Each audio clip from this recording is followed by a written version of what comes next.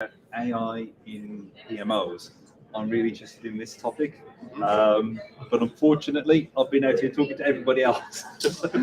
So, what did I miss, and what did the audience miss who couldn't get a ticket because we're sold out? Buy early next time. What were the key points that you shared? Yeah, first of all, it's been a lovely event. I have to say, it's really highly professional people, and I had really good audience. So, and I first asked people that how many of you have been using AI in your daily work, and it was less than 10 people, so it was about 10%. Okay. And I think that as we speak, some big things are happening. And unlike internet, there won't be a dot-com bubble. So it's not about hype; it's a reality. AI is here, and why it's breaking through so fast is that it's consumer driven. Unlike blockchain was supposed to be bigger than internet, Yeah. but we don't see it at all because it's only a technology. Yeah. AI, what we believe in, is a trusted advisor for PMO now and in the future. And I think that AI will be much bigger than internet.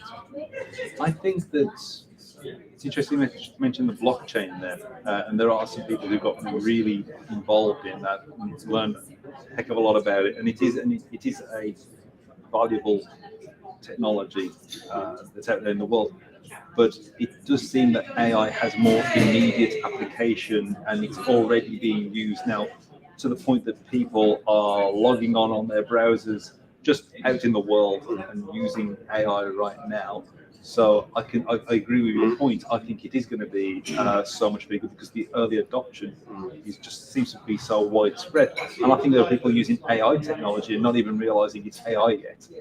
So there are things that I use as part of doing content creation, where I use, say, Photoshop, and you can highlight a section of a picture, and AI will put whatever you want into there. It'll put a picture of a person, it'll put a window into a wall, it'll do whatever you want, just to put those words. It's so intelligent. But how's it working at the moment in PMO? Because that's the part I don't think I've actually encountered yet. Yeah, so we were in a Project Challenge Expo last September, and there was a research group from a university, and they have researched how PMO could use AI, and they couldn't find any use case. And think about that, it was less than a year ago, and now we have about 10 use cases in our platform. Okay. And it can be like content creation is obvious. When you're doing business case, you can easily use AI to enrich your business or content. And there are two ways of doing it. It's either you don't have a controlled environment, then anyways people will be using ChatGPT. But our thinking is that we have, like you said, it's a seamless thing. You don't even know that you're using AI. In our case, you just push a flower and it enriches the content. And then the second phase, there is a rule of 30, 40, 50, what Accenture is forecasting. 30% is the cost saving, 40 efficiencies, and 50 better decision making, what AI will bring to with enterprise software. So the second level then in maturity is that it builds you project plans, it does resource plans, and so forth. And then for the decision making, like what we have in our software is that AI does portfolio analysis. And then you can compare me as a professional, I'm doing the analysis, and the AI is doing it. Yeah. Of course, it's not a decision maker, but it's your trusted advisor, but it's not biased. Yeah. And how we think is that so it's much better that you provide a controlled environment for your employees to use AI. Yeah. And with our platform, we can plug in all kinds of platforms, whether it's like patent AI. So in a typical case, a project manager has to think that is this like a legal thing? Is it possible to get a patent, or are we, competing against some patents? Plugged in patent AI, and it will do the job in 25 seconds that patent lawyers would do in 2 months. So it's really changing the world. And I think you could think like in your team that as a professional, you have your brain, you're educated, you have a lot of experience. These can be your additional resources. Like you can have a risk manager suddenly in your team, because in our case, when you have done the project plan, you just click the flower and it fills in the risk table with the risks and mitigation plans and everything. And then you can, it's not a blank table, but you have a lot of data already, which is amazingly good, that I have to be, it's a bit frightening. So then you have a risk manager suddenly in your team, Yeah. or patent lawyer. But it's got to be reliant on the information it can see. It can't creatively think of something out of nothing. It's reliant on good quality information going in. But you're seeing good use cases coming out of it. You're seeing good results. Yes, I think so, and yeah, it can't be creative in the sense how I think about creativity. Yeah.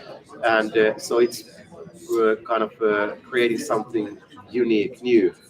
But like my favorite thing is that I never listen to pop, kind of American pop music, because I think it's 13 songs out of 12 sound the same. And I think AI will do much better pop music than we humans are doing. So I'm really glad that we have AI for music. And if you call that creativity, for me, it's not a creativity. So if you can really create something new, that AI can't do at the moment. But of course, we don't know where we are in a couple of years. It could certainly learn from what's currently out there. I mean, in terms of creativity, Picasso said to was it great artists steal. So I guess if the AI is stealing from everyone else, it's looking at perhaps your existing historical risk logs, looking at your plans, seeing that pattern can happen there on your new project, and so on. Is that how it's thinking? Is it doing Yeah, that kind of thing? yeah, exactly. So it's learning from experience, it's not Yeah. its own experience, it's learning from other people's experience.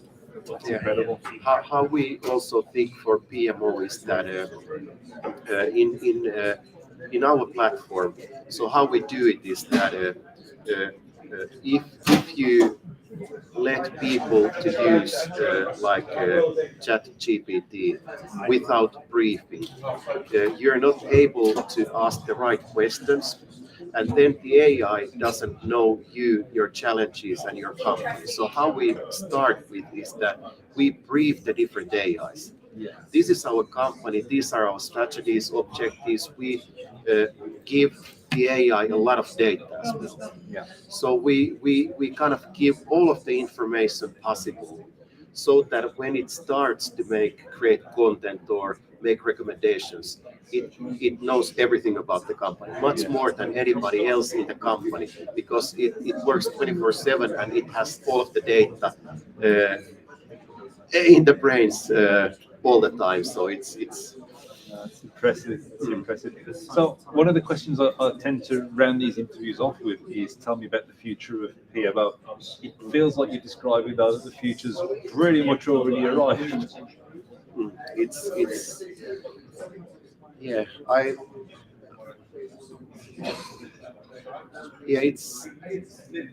it would be great to imagine and design how organizations will be in the future. Every position and every division in organization, people are thinking always that what is our future, what is our role, like PMOs are thinking at the moment. and how the organizations will look like in the future, that's a really good question.